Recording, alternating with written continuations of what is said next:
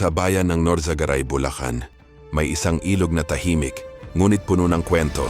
Ito ang Bacas River. Sa unang tingin, isa lamang itong simpleng ilog.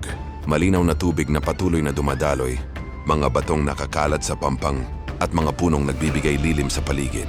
Pero para sa mga taong nakatira malapit dito, hindi lang ito basta ilog.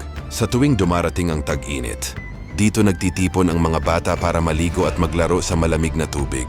Ang halakhakan nila ay sumasabay sa agos ng ilog. Minsan naman makikita mo ang magkakaibigan na nakaupo sa gilid ng pampang, tahimik lang, nagkukwentuhan, habang pinapakinggan ang tunog ng tubig na dumadaloy sa pagitan ng mga bato. May mga pamilya rin na bumibisita dito para magpahinga. Nagdadala ng pagkain, nagpipiknik sa ilalim ng mga puno, at kahit sandali lang, nakakalimutan nila ang ingay at pagod ng pang-araw-araw na buhay. Habang patuloy na dumadaloy ang Bacas River mula sa kabundukan ng Bulacan, dala nito ang sariwang hangin at katahimikan ng kalikasan. Sa bawat agos ng tubig, tila may kwentong ibinubulong ang ilog.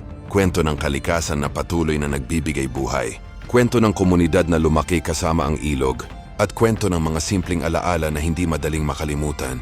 Ngunit tulad ng maraming likas na yaman, ang Bacas River ay nangangailangan din ng pag-aalaga.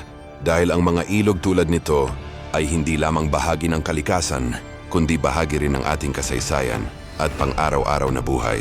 Ang Bacas River ay hindi lang isang lugar sa mapa.